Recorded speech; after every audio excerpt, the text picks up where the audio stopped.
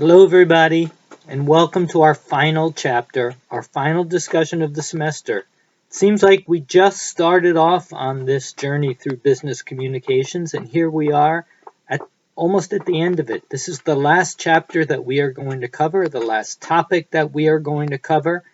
After this class, we will spend our time polishing up your final papers, your final presentations, but this is it. And this is the topic for our discussion in this lecture and in this chapter, business presentations.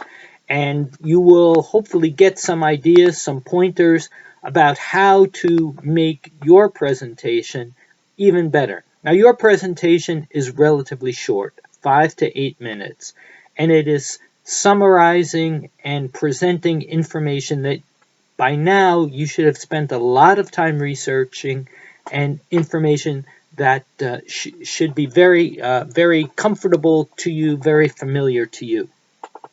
A lot of the points we're going to cover are more appropriate for longer presentations, but there are some nuggets here that I hope you pay attention to, and that some points that you can incorporate into the presentation that you're going to do.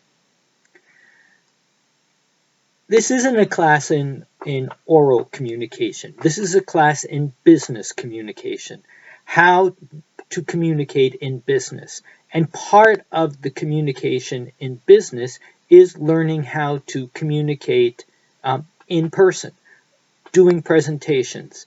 We spent time talking about interviews. It would be definitely to your benefit. It certainly was to me in my college career and in my career in general to take a course that is devoted strictly to oral communication, so you can really practice the skills that go into being an effective oral communicator.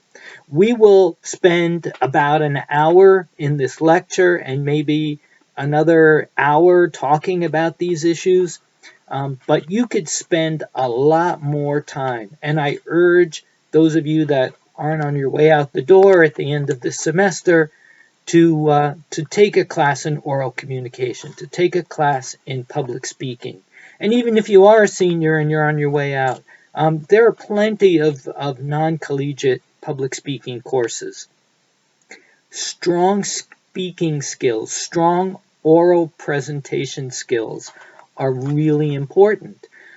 They've been important to me as a lawyer, and I'm not even a litigator, so I don't go to court. So I'm not always addressing a court, a judge, a jury, but oral communication is so essential to my career, and it can be so essential to your career.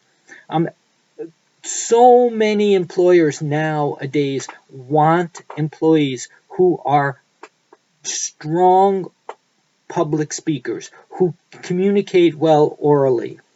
One of the things that employers are finding is that people coming out of college, coming out of business school, even coming out of law school, they are not really strong oral communicators. Well, we want you to to go against that trend. We want you to be a strong oral communicator. It's been very helpful to me at almost every stage of my career, and I think that as you move out after college into the business world, you will find that if you can develop strong speaking skills, even if you're a little shy, even if it makes you uncomfortable, even if you're nervous. I've never given a presentation when I wasn't nervous. I'd never taught a class when I'm not nervous. So you just have to learn how to work with it. Use the stress and the nerves to your benefit, and you will find that this soft skill makes you so much more employable than the person who might have similar credentials, who might have similar college background, but who is not a strong communicator orally. Now, we have to talk a little bit about the types of business presentations that you will come across during the course of your career, and that we'll spend a little bit of time talking about in this lesson. The first kind is what your textbook calls briefing. It's when you are asked to give a concise summary of an issue, a proposal, a position. Maybe you're giving a presentation summarizing an event that you attended to, a class that you attended, a conference that you attended, but you are giving some type of briefing, some type of sharing of information. Then there's the report, and informational or whether it's informational or persuasive. You might be giving a report on some issue, some thing, some topic that needs to be addressed in your organization. It can be a very simple report, it can be a very elaborate report, but it's generally given orally.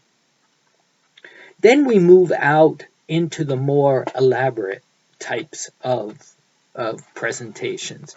We have the podcast, which is a pre-recorded audio and or visual presentation that generally addresses a particular topic. And there might be a series of podcasts. There might be an ongoing podcast organized by a particular person, but they are posted to the internet and they are pre-recorded, and they are almost always delivered online. There's the visual presentation, and we will virtual presentation. And we have been doing these virtual presentations for the last few weeks because of our coronavirus quarantine. We have been sharing classes and working remotely, but we've been collaborating remotely. Or at least some of us have. I've been trying to get you to do it. You might not have wanted to do it. Maybe I've dragged you kicking and screaming into doing it. But that is the virtual type of presentation. And it's Google Hangout Meets, it's Zoom, it's web conferencing. And then there are webinars. And webinars are a little different than web conferencing because webinars, they're web-based presentations, lectures, workshops, seminars. There often is not the kind of interactivity that there is in a virtual presentation. I do a lot of my CLE, continuing legal education, now through webinars. That is probably the most popular means for delivering continuing legal education nowadays. And usually there might be a video, there always is audio, and there usually is some type of presentation handout that goes along with it, but it is pre-recorded often. They can be live, but it's often pre-recorded, and it's more like a class. It's more like a lecture than, say, a virtual presentation. Now, how do we begin the process of putting together a business presentation? One thing to remember is that a business presentation is communication. It's communication same as almost every other type of communication that we have talked about during the course of this semester. And so what do? We go to our three-step communication process, the three-part communication process. And the first part is we go to the stage in the process where we analyze our purpose, we analyze our audience. So the first two things that we do when we are putting together a business presentation of any type is to know the purpose of the presentation. What are we trying to accomplish? What do we want our listeners to remember? What is the understanding that we're trying to build with the receivers? So knowing our purpose is the first part of putting together a business communication. And along with knowing the purpose is knowing our audience. And we need to know our audience to be able to better achieve our purpose. We can't know how to bring about our purpose if we don't know about the audience to whom we will be directing this presentation. We need to anticipate their reaction. We need to adjust to their needs, their issues. Remember, it's the you view. You're focusing on your audience. You want to focus on what you can give to the audience. What are the benefits that you're trying to bring to the audience?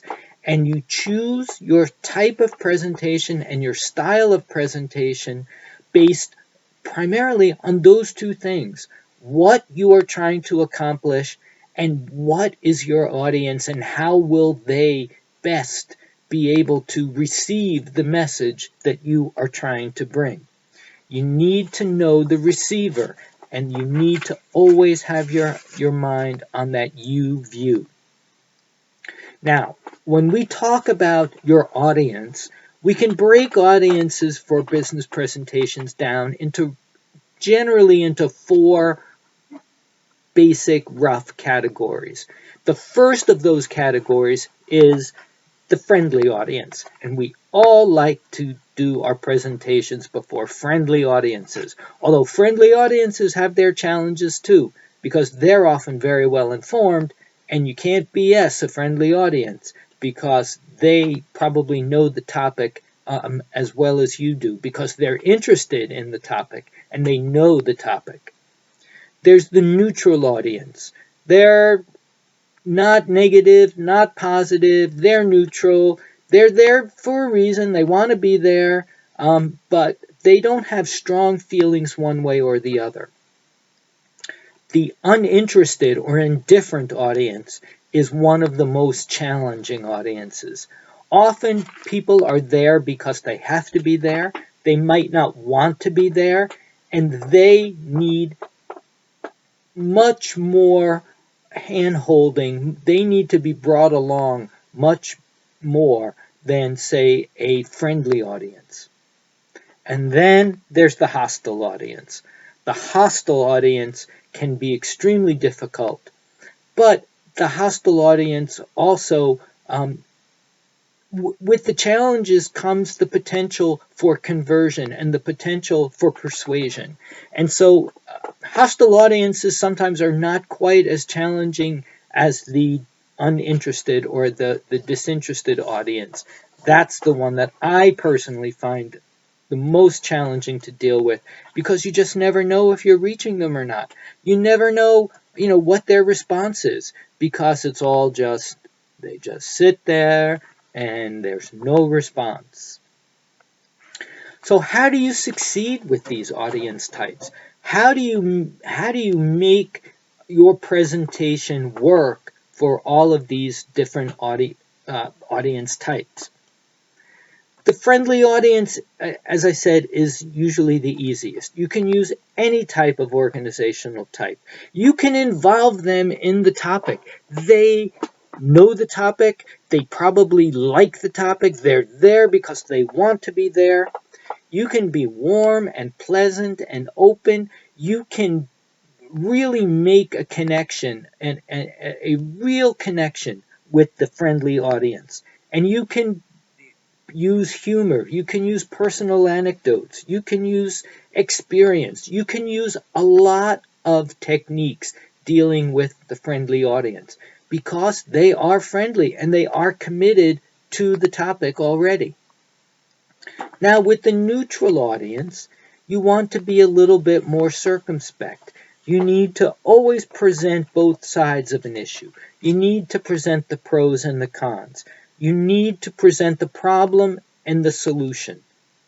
You need to be a little bit more circumspect in your presentation. You don't want to be as showy. You don't want to be as you don't want to be almost as emotionally connected as you would be with the friendly audience. Now, that doesn't mean that you shouldn't be confident. You should always be confident, but you should be much more constrained, and your gestures should be smaller, your movements should be smaller. Your tone will be different when you're dealing with a neutral audience. You use facts and statistics. You avoid humor. Your textbook says to avoid any type of personal experience. I personally disagree to some extent. I believe that even with a neutral audience, it is appropriate to use brief but very relevant personal experiences to illustrate a point, but you must always be brief, and it must be particularly relevant and particularly well related to the topic. You do not want to go off on a tangent that just your audience doesn't understand and you begin to lose your audience. With your uninterested audience, this is when the inner showman needs to come out. You need to be brief, and you need to be very animated. You need to be as animated as you possibly can. You have to try to captivate this audience because they are not committed. You need to move around. You need to use bigger gestures. You need to use humor. You need to use anecdotes. You need to tell stories where you can. That is the best way to bring along an uninterested audience. The goal is to captivate them, to connect with them in a way that you would not otherwise need to work so hard at building that type of connection. So you must try to bring out as much personality into a presentation to an uninterested audience as you possibly can. And then there's the hostile audience. And how do you deal with the hostile audience? Number one, you definitely want to use the most non-controversial organizational pattern that you can come up with. You always want to be calm and controlled. You want to speak evenly and slowly. This is not the audience to get wrapped up in a very emotionally committed delivery. You want to be very even. You want to be very calm. You want to include as much objective data as you can, and you want to include recognized expert opinion where you can. You want to avoid anecdotes, and you want to avoid humor. Those are the best ways of dealing with these four types of audiences as you move through that first phase of the communication process, in which you determine what is the purpose for your presentation, and then what is your audience and how best can you reach that audience.